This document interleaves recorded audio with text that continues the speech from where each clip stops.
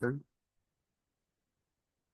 हमने ये देखा कि हमारे पास प्रीवियस हमने ये चीज देखी कि हमारे पास सक्सेसिव आयनाइजेशन एनर्जीज आ रही थी, फर्स्ट सेकंड थर्ड।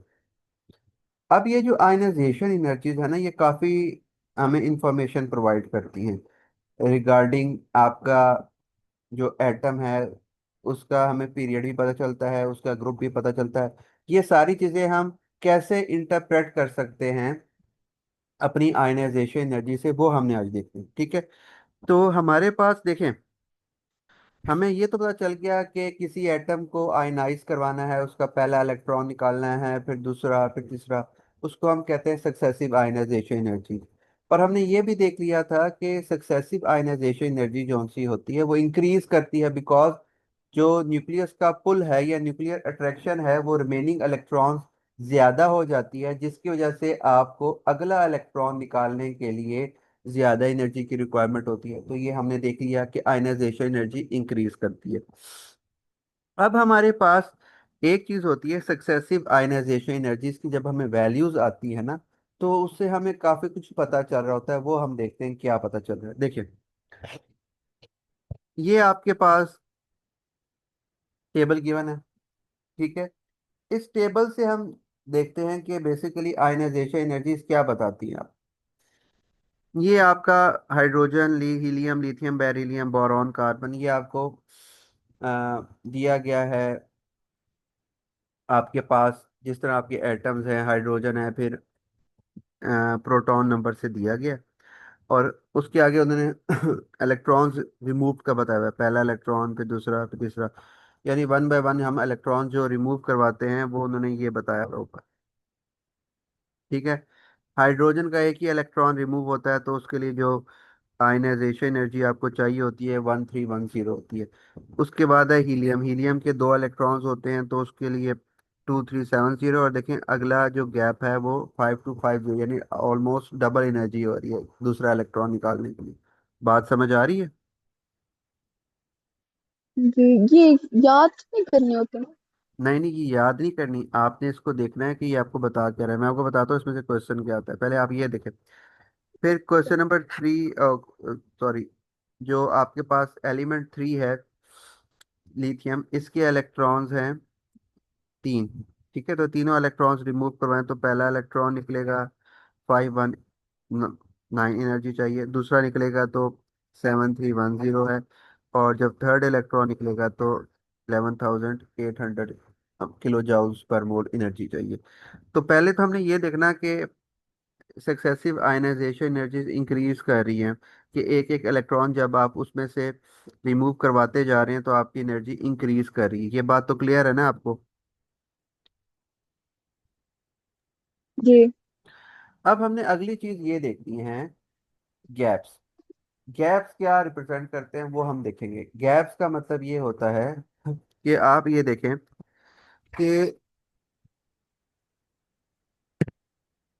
आपने जंप्स देखना होता है आयनाइजेशन एनर्जीज के अंदर। जंप्स देखना, जंप्स क्या मतलब होता है कि एक आपको क्लियर नजर आएगा कि बहुत बड़ा गैप है बिटवीन द आयनाइजेशन एनर्जीज। अब मैं आपको बताता हूँ कैसे। देखिए, लिथियम से हम स्टार्ट करते हैं। ऊपर तो दो इलेक्ट्रॉन्स तक की कहानी है। लिथियम पे है। लिथियम देखें, जो पहला इलेक्ट्रॉन रिमूव करना है उसके लिए एनर्जी चाहिए 519। जो दूसरा इलेक्ट्रॉन रिमूव करना है उसके लिए जंप देखें कितना बड़ा है, हम्म। किधर 519, किधर 7300। बहुत बड़ा गैप है। ये वाला गैप बड़ा नहीं है, ये गैप बड़ा नहीं है। बिगर गैप वो होता है जो बहुत बड़ा डिफरेंस शो कर रहा होता है। अब नीचे आए, बेरिलियम पे 900, 1716, इतना बड़ा गैप नहीं है। अगला देखें, 1760 से 14,850, ये गैप कितना बड़ा है? हम्म। समझ आ रही है? जी। ये गैप है। बोरॉन पे आए, ये 79 से, ये इतना बड़ा गैप नहीं है। 2420 से 3660, ये इतना बड़ा गैप नहीं है। आगे देखें, इधर से इधर तक का जो गैप है ये कितना बड़ा है? एक ह्यूज हम्म। गैप नजर आ रहा है आपको आयनाइजेशन में। ये भी हम देखते हैं किस वजह से आता है। 6 में कार्बन है, इसका गैप देखें इधर लाई कर रहा है। 7 नाइट्रोजन में है, आपका गैप इधर आ रहा है। ऑक्सीजन पे आए तो आपका गैप इधर आ रहा है। फ्लोरीन पे आए तो आपका गैप इधर आ रहा है। मतलब कि आपकी ये सक्सेसिव आयनाइजेशन एनर्जीज दी हुई हैं कि 1 2 3, 1 1 करके आप एक एक इलेक्ट्रॉन रिमूव करवा रहे हैं, जिसको हम कहते हैं सक्सेसिव आयनाइजेशन एनर्जीज। अब वो सक्सेसिव आयनाइजेशन एनर्जीज के अंदर हमने गैप ढूंढना होता है। वो गैप की रिप्रेजेंटेशन है। गैप एक चीज बताती है आपको, मैं बताता हूँ कैसे। आपको सबसे पहला काम ये करना है कि सक्सेसिव आयनाइजेशन एनर्जी जब आपको गिवन हो, तो आपने सबसे पहले उसमें से फाइंड आउट क्या करना है, गैप। गैप निकाल लिया तो आपका अगला हम्म। मसला हल हो जाएगा। गैप फाइंड आउट कर लेंगे आप उसमें से। हाँ जी। अच्छा, अब देखें गैप क्या बताता है, इसको देखते हैं। लिथियम पे आए, मैं इसका इलेक्ट्रॉनिक स्ट्रक्चर ड्रॉ करता हूँ। लिथियम के 3 इलेक्ट्रॉन्स है ना। हम्म।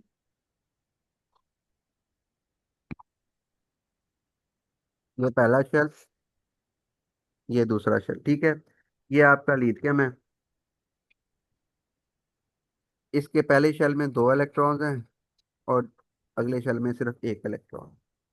इसका ग्रुप 1 है, इसका वैलेंस शेल में 1 इलेक्ट्रॉन। अब देखें लिथियम का, कि जब फर्स्ट आयनाइजेशन एनर्जी होगी, इसका मतलब है कि लिथियम का आपने पहला इलेक्ट्रॉन निकालना है। तो आप जब एनर्जी देंगे तो ये पहला इलेक्ट्रॉन निकल जाएगा। जी। समझ आ रही है बात? अच्छा, अब हाँ जी। देखें, जब पहला इलेक्ट्रॉन निकलेगा और ये जो लिथियम है ये आयन बन जाएगा Li+1 गैसियस आयन। अब आपने जब अगला इलेक्ट्रॉन निकालना है आयन से, यानी कि जब सेकंड आयनाइजेशन करवानी है, तो आपको इलेक्ट्रॉन निकालना है इनर शेल से, इस शेल से। ऐसे ही है। अच्छा। देखें, हाँ जी। ये लिथियम ने इलेक्ट्रॉन एक जब अपना लूज कर दिया, तो पीछे लिथियम क्या रह गया, ये और हम्म। ये लिथियम+1 हो गया ना। समझ आ रही है? हम्म। हाँ जी। अब आपने जब अगला, ये आपकी होगी फर्स्ट आयनाइजेशन। अब इसमें से आपने जब अगला इलेक्ट्रॉन निकालना है, this will be second ionization ना। अब आपने हाँ जो जी। दूसरा इलेक्ट्रॉन निकालना है, वो इनर शेल से निकालना है, the shell closest to the nucleus. बात समझ आ रही है? सही। क्योंकि उसके आउटर मोस्ट में 1 इलेक्ट्रॉन था, वो निकल गया, वो शेल खत्म हो गया उसका। अब जब आपने अगला हम्म। इलेक्ट्रॉन निकालना है तो वो इनर शेल में आ गया। इनर शेल का मतलब है उस पे न्यूक्लियस का होल्ड पहले से ज्यादा स्ट्रॉन्गर होगा, क्योंकि वो न्यूक्लियस के करीब वाले शेल में इलेक्ट्रॉन आ गया है। बात समझ आ रही है? हाँ जी। अब आपको ये इलेक्ट्रॉन निकालने के लिए बहुत ज्यादा एनर्जी देनी पड़ेगी, बिकॉज उस पे न्यूक्लियस का होल्ड स्ट्रॉन्गर हो गया, क्योंकि एक शेल का गैप आ गया है। हाँ जी। एक पूरे शेल का गैप आ गया है, इनर शेल में इलेक्ट्रॉन आ गया। तो अब जब आपने उससे इलेक्ट्रॉन निकालना है तो आपको वहां पे आपको गैप नजर आएगा। अब लिथियम में देखें, पहला इलेक्ट्रॉन निकालने के लिए सिर्फ 519 किलो जूल्स पर मोल एनर्जी चाहिए। जब आपने इससे अगला इलेक्ट्रॉन निकालना है, जो कि इनर शेल के अंदर है, उसके लिए कितनी एनर्जी देखें चाहिए, 7300। समझ आ रही है? जी। गैप की समझ आई है? गैप क्या रिप्रेजेंट कर रहा है? हाँ जी। अब आए अगले पे। बेरिलियम। बेरिलियम के हैं 4 इलेक्ट्रॉन्स टोटल। तो बेरिलियम के 4 इलेक्ट्रॉन की अगर हम इलेक्ट्रॉनिक कॉन्फ़िगरेशन करेंगे तो 2 2 बनेगी ना। इनर शेल में 2 हैं और अगले में हाँ 2 जी। हैं। ठीक है। तो बेरिलियम का केस कैसा है?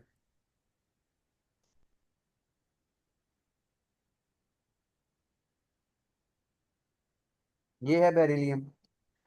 पहला इलेक्ट्रॉन निकाला आपने, this is called first ionization energy. 1 electron निकल गया, कितनी एनर्जी चाहिए, 900। ठीक है। जब 1 इलेक्ट्रॉन निकलेगा, बेरिलियम आयन बन गया। फिर आपने उस दूसरा इलेक्ट्रॉन निकालना है, second, this is called second ionization energy. कितनी एनर्जी चाहिए, 171 176, कोई बड़ा गैप नहीं है। अब जब इसका दूसरा इलेक्ट्रॉन निकल गया, तो ये शेल क्या हो जाएगा जी, खत्म रहेगा, हो जाएगा। खत्म हो जाएगा। अब आपने जब इसका थर्ड इलेक्ट्रॉन निकालना है तो आपने इनर शेल के साथ ट्रीट करना है उसको, उसके साथ डील करना है। तो इनर शेल में न्यूक्लियस की फोर्स स्ट्रॉन्गर हो जाएगी, तो वहां पे आपको हाँ जी। एक गैप मिलेगा, देखें। समझ हाँ आई ये जी। बात? तो ये अब आप देखिए, इसको हम जी। अगर हम समराइज करें तो इसका मतलब ये है कि जब एक शेल का गैप आता है, जब एक पीरियड का गैप आता है, बिकॉज पीरियड नंबर हमें बताते हैं शेल्स, और वैलेंस शेल इलेक्ट्रॉन्स बताते हैं ग्रुप, ये पता होगा आपको। तो पीरियड का जब गैप आता है, यानी कि एक पीरियड जब खत्म होता है, जब अगला पीरियड आता है, इनर शेल में चीज हम्म। आती है, तो न्यूक्लियस का होल्ड स्ट्रॉन्गर हो जाता है, उसका इलेक्ट्रॉन निकालना ज्यादा मुश्किल होता है, उसको एनर्जी ज्यादा रिक्वायरमेंट होती है, आयनाइजेशन एनर्जी। तो देखें जितने भी गैप्स हम्म। आ रहे हैं ना, वो इनर शेल पे आ रहे हैं। जब उसका वो पीरियड खत्म हुआ, नीचे वाले शेल में जब चीज आएगी तो उसको आपको एनर्जी ज्यादा देनी पड़ेगी। अगला देखें, बोरॉन। बोरॉन के टोटल 5 इलेक्ट्रॉन्स हैं। पहले इनर शेल में 2 हैं, बाहर वाले शेल में 3 हैं। तो पहले 2 इलेक्ट्रॉन निकले, पहले 3 इलेक्ट्रॉन निकले, देखें यहाँ तक। फिर गैप आ गया, बिकॉज अब वो इनर शेल में आ गया। समझ आ रही है बात? सही। तो ये हमें गैप जी। बताता है कि आपका जो इलेक्ट्रॉन है वो इनर शेल में आ गया। जितने भी देखें गैप्स हैं, कार्बन 6 इलेक्ट्रॉन्स है, ठीक है। कार्बन के 6 इलेक्ट्रॉन्स की अगर आप इलेक्ट्रॉनिक कॉन्फ़िगरेशन करेंगे ना, सिंपल भी, तो 2 4 बनती है। 2 4, यानी कि इनर शेल में 2 हैं पहले शेल में, और अगले शेल में 4 इलेक्ट्रॉन्स हैं। तो जब वो 4 इलेक्ट्रॉन हम्म। निकलेंगे, तो 4 इलेक्ट्रॉन निकलने के बाद जो पांचवा इलेक्ट्रॉन आपने निकालना है वो इनर शेल से निकालना है। तो देखें उसकी कहाँ पे आ रहा है गैप, ये देखें, 1 2 3 4, 4 इलेक्ट्रॉन निकल गए। जो पांचवा इलेक्ट्रॉन निकालना है उसके लिए एनर्जी बहुत ज्यादा है। हम्म। तो समझ आइए सही। बात ये तो हाँ ये जी। सक्सेसिव आयनाइजेशन एनर्जीज हमें बताती हैं कि जहाँ पे गैप आता है, इसका मतलब है वो नीचे वाले, अगले नीचे वाले शेल में है, वहां पे पीरियड चेंज हुआ उसका। देखें कोई भी देख लें, नियॉन की देख लें एग्जाम्पल, 10 इलेक्ट्रॉन है। 10 का मतलब क्या है कि पहले में आपके 2 हैं, अगले में 8 हैं, 2 8। अब इसका नियॉन की तरह देखें जरा, कहाँ पे चेंज आ रहा है।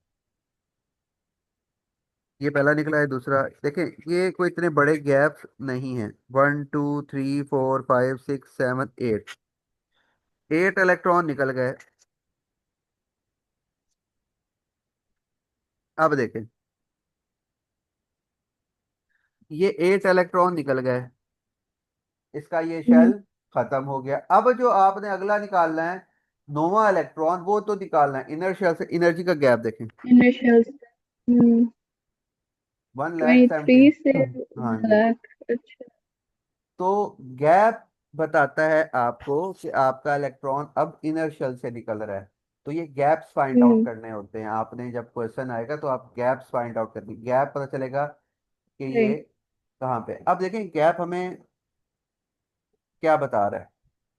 गैप हमें काफी चीजें बताता है। पहले हम ग्रुप नंबर की तरफ आते हैं। देखें, आप कोई गैप ग्रुप नंबर बता सकता है? बताएं मुझे, इसका ग्रुप नंबर पता चल सकता है आपको किसी भी एलिमेंट का? हाँ जी। लाजमी बात है, जब वैलेंस इलेक्ट्रॉन्स निकलने हैं वैलेंस शेल से। वैलेंस शेल हम्म। का मतलब होता है जो बाहर वाले इलेक्ट्रॉन्स होते हैं, जितने बाहर वाले शेल में आउटर मोस्ट में इलेक्ट्रॉन्स होते हैं वो उसका ग्रुप नंबर होता है। तो जब वहां हम्म। पे गैप आएगा, इसका मतलब है उसके वैलेंस शेल में उतने इलेक्ट्रॉन्स हैं। बात क्लियर हो रही है? हम्म। तो जितने हम्म। इलेक्ट्रॉन्स निकलेंगे उसका वो ग्रुप नंबर होगा। बोरॉन का देखें, बोरॉन का आप देखें जरा, बोरॉन का गैप आ रहा है इधर। इसका मतलब है इसके 3 इलेक्ट्रॉन निकले तो उसके बाद इनर शेल आया। इसका मतलब क्या है कि इसके वैलेंस शेल में इलेक्ट्रॉन कितने हैं? कितने हैं? 3। 3। तो इसका ग्रुप नंबर क्या होगा? 3। 3। बात समझ आइए? तो एक ग्रुप 3 का जी। एलिमेंट है बोरॉन। तो ये हमें आयनाइजेशन एनर्जीज, जिसे हम कहते हैं सक्सेसिव आयनाइजेशन एनर्जीज, ये बता रही हो गैप से। बात समझ आइए? समझ। अब ये उसने जी। सारी डिटेल ऊपर लिखी है। there is a big difference between some successive ionization. For example, for nitrogen, this occurs between fifth and sixth ionization. Fifth and six की समझ आ रही है? जब पांचवा इलेक्ट्रॉन निकलेगा तो जब वो सिक्स वाला निकलेगा तो उसकी वहां पे गैप आएगा ना। इस स्टेटमेंट की समझ आई है? इसमें क्या है? ये स्टेटमेंट जो लिखी है, क्लियर हुई है बात? Fifth and sixth ionization energy. वो कह रहा है कि जो नाइट्रोजन का बिग गैप आना है वो फिफ्थ और हम्म सिक्स आयनाइजेशन के दरमियान आना है।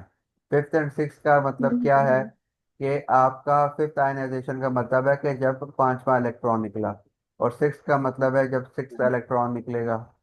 ऐसे ही है। अंदर। तो नाइट्रोजन के अगर आप देखें तो नाइट्रोजन के आउटर मोस्ट में ग्रुप फाइव है, पांच इलेक्ट्रॉन्स होते हैं ना। एक दो तीन चार निकलेंगे तो पाँच। फिर वो इनर्शियल में अच्छा। हाँ, तो पांच इलेक्ट्रॉन निकलेंगे। तो जब पांचवा इलेक्ट्रॉन निकालेंगे तो उसे हम कहेंगे फिफ्थ आयनाइजेशन एनर्जी। तो जब आप सिक्स हम्म इलेक्ट्रॉन निकालेंगी तो that will be six ionization energy ना। तो इसका गैप कहाँ पे हम्म लाई करेगा? फिफ्थ आयनाइजेशन और सिक्स आयनाइजेशन के अंदर। sixth, हम्म बात समझ आ ठीक। रही है? तो ये बता हाँ लिखा जी। वैसे। For sodium, the first big difference occurs between first and second ionization. The large change indicates that for the second or these of these ionization, electrons move from the principal quantum shell closer to the nucleus. यानी कि हमें ये बता रहा है कि जब हमारा अलग अलग इलेक्ट्रॉन निकल रहा है, जहाँ पे गैप आ रहा है, वो ये इंडिकेट कर रहा है कि आपका इनर प्रिंसिपल क्वांटम शेल है। इनर प्रिंसिपल क्वांटम शेल है। समझ आइए बात? हाँ जी। तो ये है गैप्स। और गैप से आप क्या चीजें फाइंड आउट कर सकते हैं, वो सारी कहानी है। ठीक है, तो ये कुछ क्वेश्चंस हैं ये। आ, हम्म, आपने देख लेने बुक में, आसान से क्वेश्चन है, बहुत बेसिक, वो आप कर लेंगे आराम से। ठीक है। अच्छा, अब ये ठीक है। कुछ फैक्टर्स हैं जो आयनाइजेशन एनर्जी के आपने देखने होते हैं। हम हमने के आयनाइजेशन पे डिपेंडेंट होते हैं कुछ फैक्टर जो कि आयनाइजेशन में चेंज लाते हैं, या जिनकी वजह से आयनाइजेशन एनर्जी आपकी अफेक्ट हो रही होती है, बढ़ रही होती है या कम हो रही होती है। तो उसको हम देखते हैं कि फिर हम इंटरप्रिटेशन देखते हैं। पहले हम ये फैक्टर्स देखते हैं। एक मिनट मैं आपको बताता हूँ।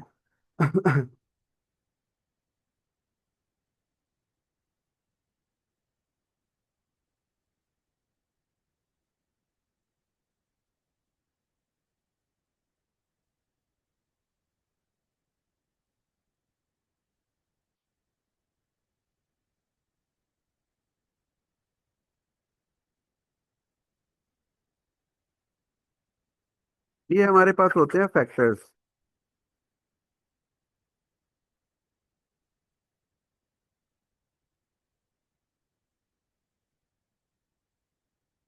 Affecting ionization energy. अब हम इसको वन बाय वन करते हैं। मेनली हमने तीन फैक्टर्स करने हैं, एक फोर्थ फैक्टर है, वो हम आगे जाके देखेंगे उसका क्या इफेक्ट आता है।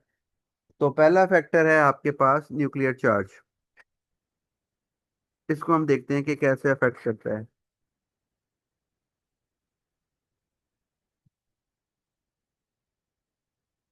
पहले मुझे बताएं, न्यूक्लियर चार्ज की आपको समझ है ना कि न्यूक्लियर चार्ज क्या चीज होती है?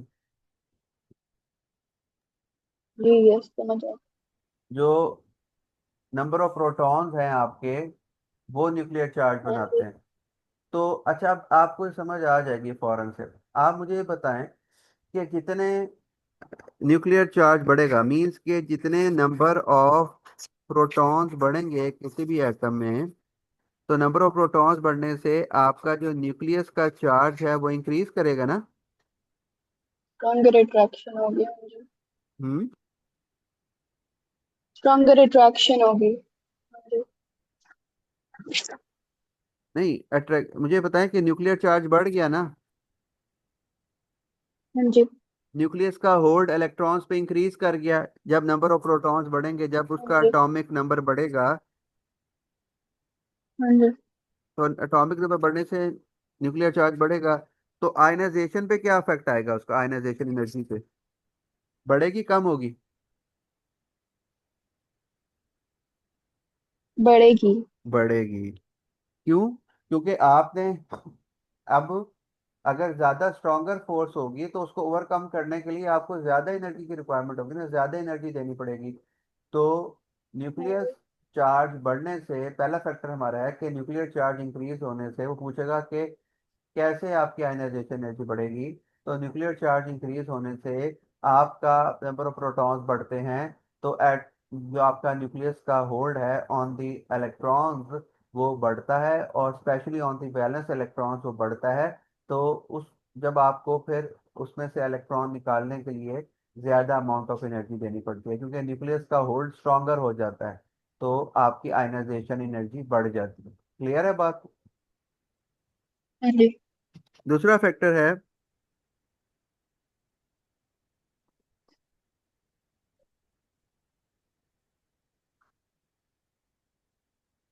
Distance of valence shell electron from nucleus.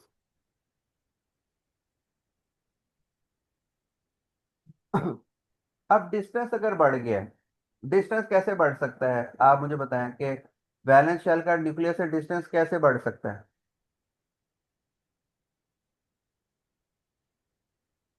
मतलब जब बढ़ती जाती है ना शेल्स।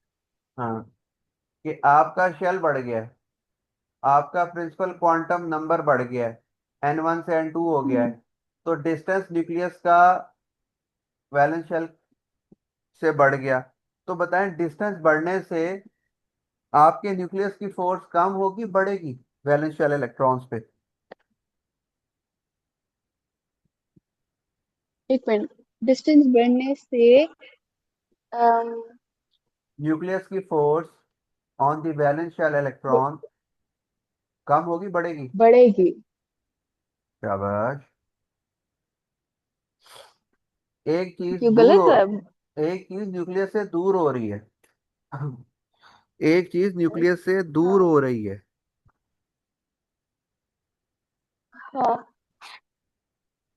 ओके, हाँ, लेस अट्रैक्शन। एक चीज न्यूक्लियस से दूर हो रही है। इस न्यूक्लियस ने कम होगी। इधर पकड़े हैं, इस न्यूक्लियस ने इधर इन इलेक्ट्रॉन्स को पकड़े रखने। तो न्यूक्लियस की फोर्स कम हो जाएगी ना, न्यूक्लियर की अट्रैक्शन वीक हो जाएगी। जितना डिस्टेंस इंक्रीज होगा nuclear attraction on the valence electrons minimize होगी, कम होगी। तो आयनाइजेशन एनर्जी पे क्या हाँ इफेक्ट जी। आएगा? डिक्रीज होगी। डिक्रीज होगी। उतनी ही आपकी जो सी आयनाइजेशन आपको कम देनी पड़ेगी ना, क्योंकि हमने इलेक्ट्रॉन निकालना है ये वाला वैलेंस शेल वाला, इस इलेक्ट्रॉन को निकालना है, और इस फोर्स को हमने खत्म करना है, जिसे हम न्यूक्लियर चार्ज कहते हैं, न्यूक्लियर अट्रैक्शन कहते हैं, न्यूक्लियर पुल कहते हैं। तो जितना ये कम होगा उतनी आपको आयनाइजेशन कम देनी पड़ेगी। तो डिस्टेंस इंक्रीज होता है, आयनाइजेशन एनर्जी कम होती है। क्लियर है बात? हाँ जी। थर्ड फैक्टर,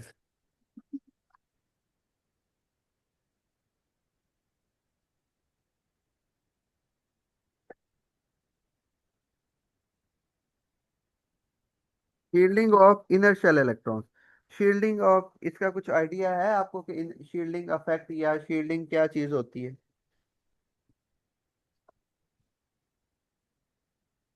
अम, पता नहीं सर।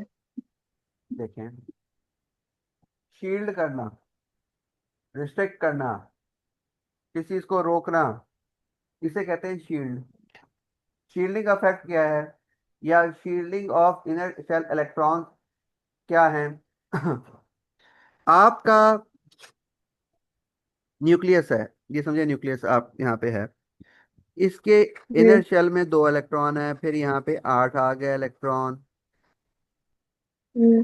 फिर लेट्स सपोज ये एक इलेक्ट्रॉन आखिर में। अब जितने शेल्स बढ़ते जा रहे हैं उनमें इलेक्ट्रॉन्स बढ़ेंगे ना भाई, ऐसे ही है। हाँ जी। अब क्या होता है कि न्यूक्लियस ने फोर्स लगानी, न्यूक्लियस ने पकड़ के रखना है वैलेंस शेल वाले इलेक्ट्रॉन को, क्योंकि सबसे पहले तो वही निकलता है ना बाहर। तो जितने हम्म। शेल्स बढ़ते हैं, न्यूक्लियस की attraction towards the valence electron के दरमियान शील्डिंग बढ़ जाती है। शील्डिंग क्या होती है कि उनकी रिस्ट्रिक्शन है, न्यूक्लियस की फोर्स को अंदर वाले इलेक्ट्रॉन्स रिस्ट्रिक्ट करते हैं, रोकते हैं, रुकावट है उनके दरमियान। तो जितने नंबर ऑफ शेल्स बढ़ेंगे, अच्छा।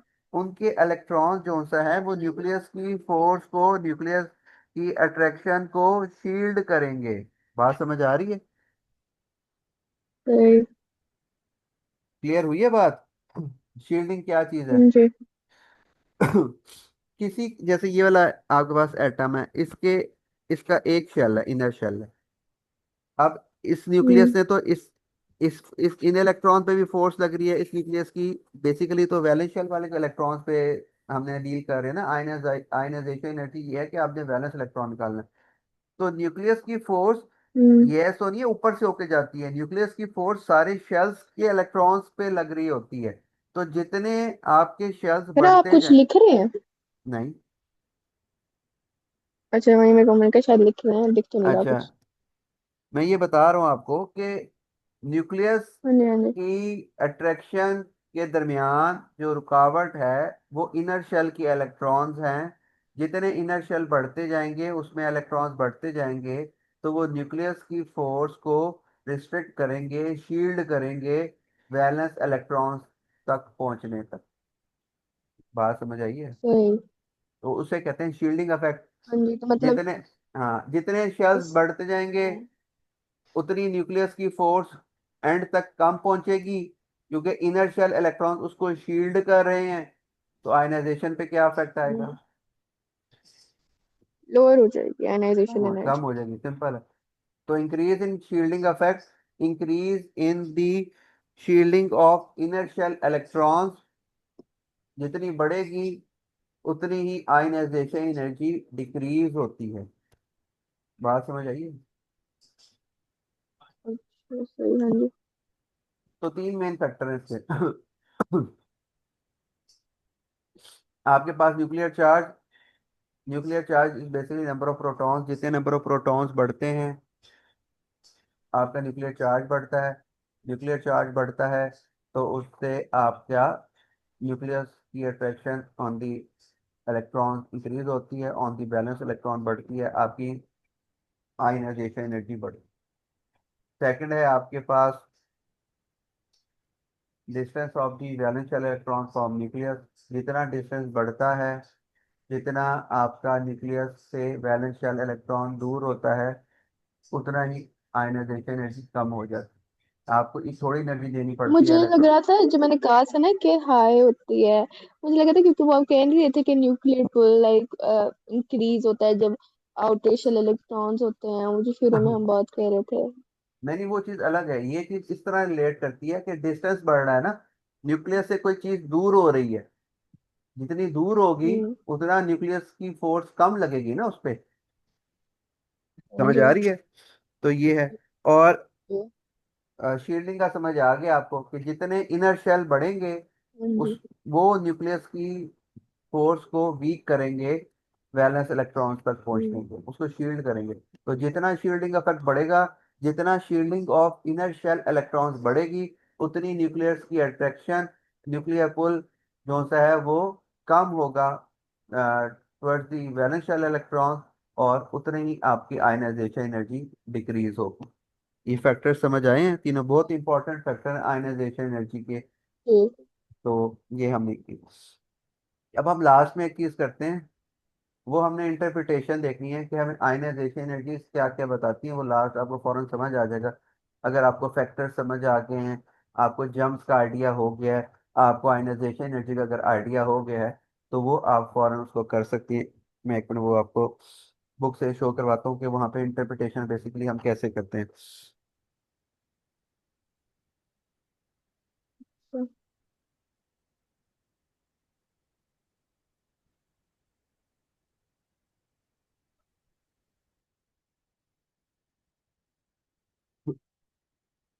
ये है हमारे पास इंटरप्रिटेशन। इंटरप्रिटेशन का आपको समझ तो आ गया होगा, इंटरप्रेट करना, जो हम जनरल वर्ड है इंटरप्रिटेशन। आपको पता है कि कर्व्स की हम इंटरप्रिटेशन करते थे ओ लेवल्स के अंदर।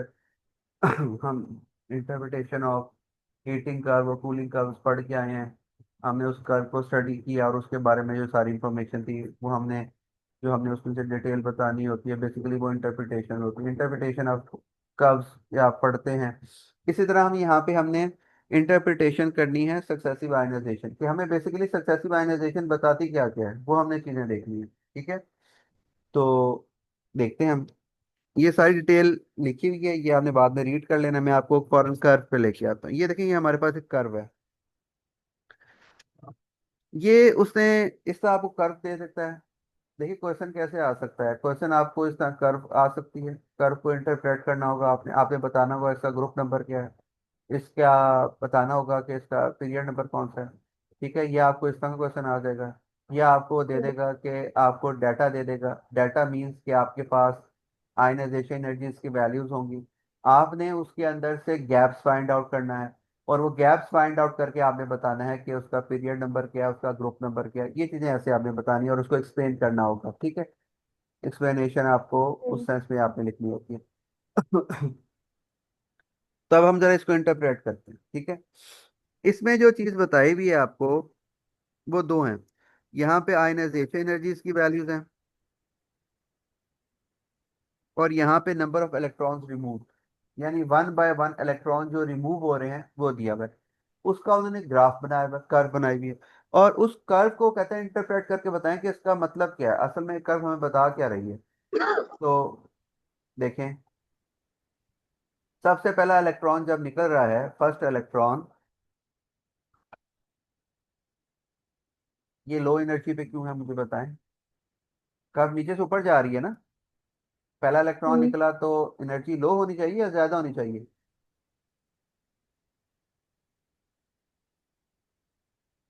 पहला ज्यादा होनी चाहिए। कम होगी ना। हमने क्या पढ़ा है कि सक्सेसिव आयनाइजेशन एनर्जीज इंक्रीज होती हैं बिकॉज न्यूक्लियर का पुल बढ़ता है, न्यूक्लियर की अट्रैक्शन बढ़ती होती है रिमेनिंग इलेक्ट्रॉन, तो वो अगला इलेक्ट्रॉन निकालना मुश्किल होता है। तो इसलिए कब जो पहला इलेक्ट्रॉन निकल रहा है, देखें फर्स्ट इलेक्ट्रॉन, इसकी आयनाइजेशन एनर्जी वैल्यू कम है। दूसरे की वैल्यू देखें ज्यादा है, फिर third fourth fifth six seven eight nine, फिर ये 10 और 11। टोटल इस ये जो भी एलिमेंट है इसके 11 इलेक्ट्रॉन है बेसिकली। आपको ये पता चल रहा है। पहले तो हमें ये पता चल रहा है ना कि इसके टोटल इलेक्ट्रॉन्स जितने रिमूव होंगे उतने ही टोटल उसके इलेक्ट्रॉन्स होंगे ना। ये बात समझ आ रही है। ठीक है, हम्म। अब देखिए जरा, पहला इलेक्ट्रॉन निकला, उसके बाद कर्व में क्या आया, स्टीप, स्टीप हुई कर्व। हाँ जी। ये क्या बता रही है आप, स्टीफनेस क्या बता रही है, इंक्रीज हुई है। इंक्रीज हुई है। और क्या बता रही है कि पहला इलेक्ट्रॉन निकला, दूसरा इलेक्ट्रॉन ये निकल रहा है। ये स्टीफनेस आपको ये नहीं बता गैप। रही कि गैप है, ये जंप है। इसका क्या हाँ मतलब है जी। कि पहला इलेक्ट्रॉन निकलेगा तो फिर जंप आएगा, तो इसका क्या मतलब है, वो अब इनर शेल में आ गया ना। इन्हें फिर में आ गया। तो इसका ग्रुप नंबर क्या होगा इस एलिमेंट का। इसका। देखें पहला इलेक्ट्रॉन निकलेगा वैलेंस शेल से निकलेगा ना। हम्म। जो पहला इलेक्ट्रॉन निकलना है वो कहाँ से निकलना है, वैलेंस शेल से। हाँ जी। तो वैलेंस शेल से जो इलेक्ट्रॉन निकलेगा, तो एक इलेक्ट्रॉन निकला, वो इनर शेल में आ गया। तो जिसके वैलेंस टू। शेल में है, एक इलेक्ट्रॉन है उसके वैलेंस शेल में, एक इलेक्ट्रॉन निकला है तो वो ओ इनर शेल सॉरी। में है। हाँ। तो सही ये सही सही। पहला इलेक्ट्रॉन निकला, उसके बाद एक गैप आया, लार्जर गैप आया। हाँ जी। दैट इंडिकेट्स कि अब इसका इनर शेल आ गया। इसका मतलब है इसका ग्रुप नंबर क्या है, 1। ये फर्स्ट ग्रुप का एलिमेंट है। हाँ हाँ जी। समझ हाँ आइए, जी। फिर आगे देखें। फिर इसके बाद second third fourth fifth six seven eight nine, ये 8 के 8 इलेक्ट्रॉन निकले। आप देखें 1 2 3 4 5 6 7 8, अगले शेल में से 8 इलेक्ट्रॉन निकल गए। 8 इलेक्ट्रॉन निकल हम्म। गए, यानी इसका जो इनर शेल था उसके अंदर 8 इलेक्ट्रॉन थे। ये बता रहा है कि पहला इलेक्ट्रॉन निकला है, उसके बाद जो इनर शेल है उसके अंदर कोई लार्जर जंप नहीं है, एक सीक्वेंस में ग्रेजुअल इंक्रीज हो रही है। ग्रेजुअल इंक्रीज तो होती है हम्म आयनाइजेशन, हमें पता है, हमने ढूंढना है जंप बड़ा। तो ग्रेजुअल इंक्रीज हमें बता रहा है कि ये पूरे का पूरा इसका ये वाला पीरियड ही खाली हो गया, ये शेल ही खाली हो गया, ये वाला सारे के सारे ये इलेक्ट्रॉन निकल गए। फिर आए ये हम्म 8 इलेक्ट्रॉन, यानी कि इसकी इलेक्ट्रॉनिक कॉन्फ़िगरेशन में करूँ तो 1 8, यानी पहला निकला, उल्टी में डिसेंडिंग ऑर्डर में कह रहा हूँ। ये पहला इलेक्ट्रॉन निकला, हम्म फिर 8 इलेक्ट्रॉन निकले, ठीक है, आगे आए। फिर एक जंप और है। हम्म इसका क्या मतलब है, अब ये फर्दर मजीद इनर शेल के अंदर चला गया है, यानी पहला इलेक्ट्रॉन निकला था, फिर ये इसके 8 इलेक्ट्रॉन निकले, फिर एक जंप आया और आखिरी 2 इलेक्ट्रॉन निकले। बात समझ हम्म, आ रही है? अब ये N1 हाँ के जी। इलेक्ट्रॉन है। N1 प्रिंसिपल क्वांटम नंबर 1 है इसका। दिस इज N2 जिसमें 8 इलेक्ट्रॉन्स हैं, एंड दिस इज N3 हाँ जी। जिसमें सिर्फ एक इलेक्ट्रॉन है। समझ आ रही है इस कर्व की कैसे इंटरप्रिटेशन की है हमने? N3 में 1 कैसे है? N3 अच्छा, मतलब ये आउटर जो है, गैप आया है। N3 आउटर वाला है ना, न्यूक्लियस के हम्म, करीब वाला N1 होता है, न्यूक्लियस उससे फर्दर अवे जो सा N2 होता है, उसके बाद N3 ओ होता है अच्छा ना। अच्छा अच्छा, तो सही पहला इलेक्ट्रॉन तो सही N3 से सही। निकलता है ना, इसका N3 का निकलेगा ना पहला इलेक्ट्रॉन। हाँ जी, बैलेंस तो है। पहला इलेक्ट्रॉन सही। निकला तो गैप आया, वो N2 में आ गया। हमें पता हम्म चला कि भाई इसका एक ही इलेक्ट्रॉन था वैलेंस शेल में, वो निकल गया, तो इसका मतलब है उसका ग्रुप नंबर 1 है। वो N2 में आया, N2 में उसके 8 इलेक्ट्रॉन थे, सारे ग्रेजुअल इंक्रीज के साथ रिमूव हुए, N2 खत्म हो गया। N2 के बाद वो एन N1 में आ गया, इनर मोस्ट जो N1 होता है न्यूक्लियस करीब उसमें आ गया, उसमें आते हैं 2 इलेक्ट्रॉन्स, वो 2 इलेक्ट्रॉन्स निकले। बात समझ आइए? आ गई, हाँ जी। तो अब इसका पीरियड नंबर क्या होगा?